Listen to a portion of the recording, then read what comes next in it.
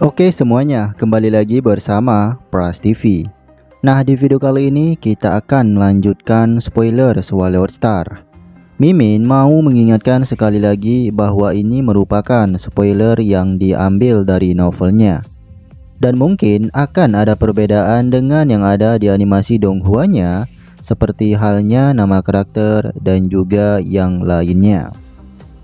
Lalu, untuk video dan gambar, ini hanya footage atau ilustrasi.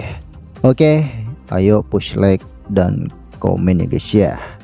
Langsung saja. Melanjutkan cerita sebelumnya. Ketika Lo Feng melihat ke arah Man Luo, ia tersenyum. Dengan memori seorang undiying, Man Luo otomatis mengingat Lo Feng yang sebelumnya sering dijumpai di arena Killing Field Kerajaan Gunung Naga Hitam. Kemudian, Lo Feng menyarankan agar ketiga ketua bidang ini membubarkan penyambutan. Dengan mendengar itu, salah satu ketua bidang melaksanakannya.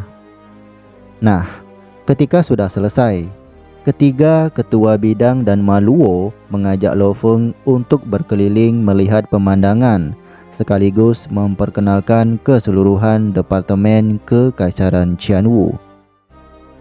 Di perjalanan, ketua bidang bisnis memerintahkan Man Luo untuk lebih memperkenalkan departemen kerajaan Gunung Naga Hitam, karena Man Luo adalah ketua bidang bisnis kerajaan Gunung Naga Hitam, dan pekerjaan itu sangat cocok untuknya.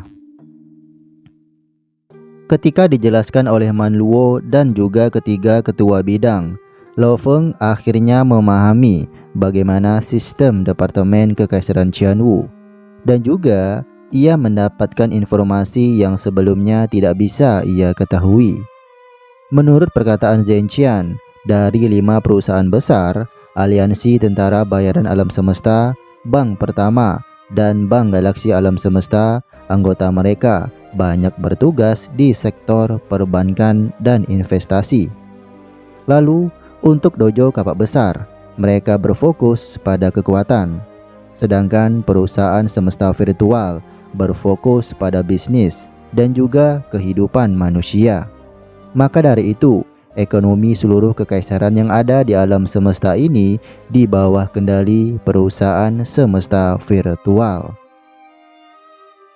Mendengar itu, Lo Feng terkejut. Memang benar, secara keseluruhan seluruh ras manusia yang ada di alam semesta bergantung pada jaringan virtual. Maka dari itulah, cakupan dan akar perusahaan semesta virtual sangatlah dalam. Lo Feng benar-benar menahan napas ketika mendengar banyak informasi dari ketiga ketua bidang tersebut. Mungkin inilah alasannya mengapa Kaisar Qianwu sangat antusias ketika diadakannya turnamen jenius. Mungkin menurut perkiraan Lo Feng, Kaisar Qianwu juga merupakan anggota dari perusahaan semesta virtual. Kemudian, ketiga ketua ini menanyakan kepada Lo Feng kapan ia akan berangkat ke Kekaisaran Qianwu. Mendengar itu, Lo Feng menjawabnya dengan tersenyum bahwa ia telah berada di Kekaisaran Qianwu, tepatnya di planet Jet Dome.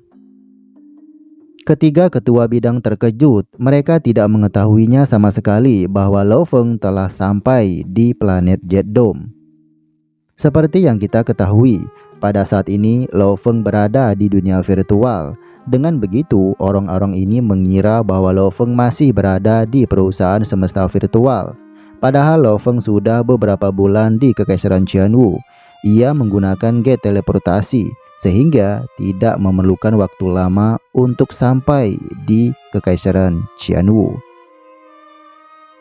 Nah, karena mereka telah mengetahui bahwa Lo Feng berada di Kekaisaran Qianwu, ketiga ketua bidang tersebut akan mengadakan upacara penyambutan untuk Lo Feng. Ketiganya berdebat tentang siapa yang ingin mempersiapkan acara penyambutan ini.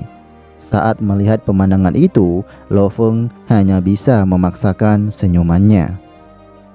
Dikatakan, ketiga ketua bidang memiliki jabatan yang lebih tinggi daripada 300-an penjabat kaisar. Dengan begitu, otomatis kedudukan Lo Feng mungkin lebih tinggi daripada kepala keluarga Ji yang termasuk ke dalam 300 pejabat kaisar. Singkat cerita, undangan acara penyambutan telah disebar di seluruh kekaisaran Qianwu, termasuk ke kediaman keluarga Ji. Pada saat ini, Ji Tianqiang tengah mempersiapkan untuk pergi ke acara penyambutan bersamaan dengan murid beserta penjaganya. Acara sebesar ini adalah acara yang akan didatangi oleh berbagai macam orang penting yang ada di Kekaisaran Qianwu. Dengan begitu, Ji Tianqiang akan mempersiapkannya dengan baik. Di setiap undangan tertulis bahwa setiap kepala keluarga hanya dapat membawa 2 orang. Maka dari itu, Ji Tianqiang membawa salah satu murid dan penjaganya. Murid Ji Tianqiang bernama Ji Fenyan. Ia adalah pejuang level Tuan Sektor dan merupakan Tuan Sektor teratas dari 100 Tuan Sektor yang ada di keluarga Ji. Akan tetapi, Ji Tianqiang menghela nafas dan bergumam, dari keseluruhan garis keturunan keluarga Ji saat ini, hanya dia seoranglah yang merupakan pejuang Undiying, sedangkan yang lainnya masih bertahan di Tuan Sektor. Dengan begitu, ia berharap Ji Fenyan dapat menerobos ke level Undiying dengan segera. Meskipun ini adalah acara tingkat tinggi dan beritanya menyebar di seluruh Kekaisaran Qianwu, akan tetapi cakupan undangannya terbatas. Hanya orang-orang tertentu saja yang diundang dalam acara ini. Dengan begitu, banyak keluarga yang kepala keluarganya berlevel Tuan Sektor tidak diundang dalam acara ini. Bukan hanya itu saja, bahkan pejuang level Undiying mandiri pun tidak diundang. Singkat cerita, acara hari penyambutan akan segera dimulai. Pada saat ini, Lo Feng keluar dari dalam kabin nutrisi dan bersiap untuk berangkat ke acara tersebut. Setelah berendam di dalam kabin nutrisi beberapa bulan terakhir, akhirnya Lo Feng telah berhasil menjadi pejuang level Tuan Domain tingkat 9. Sedangkan rotan kontak awannya hanya perlu beberapa hari lagi untuk menerobos ke level Tuan Sektor. Kemudian, Lo Feng dan Dilan pun berangkat bersama ke acara penyambutan. Ketika acara ini dimulai, reputasimu akan melonjak yang mulia, ucap Dilan kepada Lo Feng. Mendengar itu, Lo Feng hanya bisa tersenyum.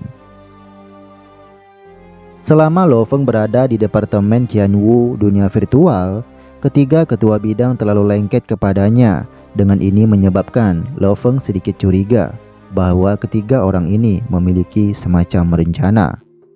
Lo Feng berangkat bersama dengan penjaganya dan memerintahkan seorang Tuan Sektor penjaganya untuk menjemput Hong agar menghadiri acara tersebut. 3 hari sebelum acara penyambutan, Departemen Qianwu sangat sibuk membangun sebuah kediaman yang sangat besar di planet Jet Dome. Bahkan, mereka memindahkan para penduduk yang tinggal di sana ke tempat lain. Kediaman ini disebut sebagai Villa Luo dan juga sekaligus tempat di mana acara penyambutan akan diadakan. Ketika Hong melihat kediaman ini, ia terkejut karena villa ini sangatlah mewah. Menurut perkataan Dilan, karena Lo Feng merupakan utusan dari pengawasan perusahaan semesta virtual, maka dari itulah tempat tinggalnya harus setara dengan 300 pejabat kaisar. Baiklah, ayo masuk, ucap Lo Feng. Ketika Lo Feng sedang memasuki villa, ketiga ketua bidang datang menghampirinya dan segera menuntunnya untuk masuk. Karena sekarang adalah saat-saat yang sibuk, Lo Feng menyarankan Hong untuk masuk ke dalam sebuah ruangan pribadi terlebih dahulu, dan nantinya ia akan memanggil Hong bersamanya. Lo Feng merasakan tekanan yang berasal dari berbagai macam kekuatan hukum asal.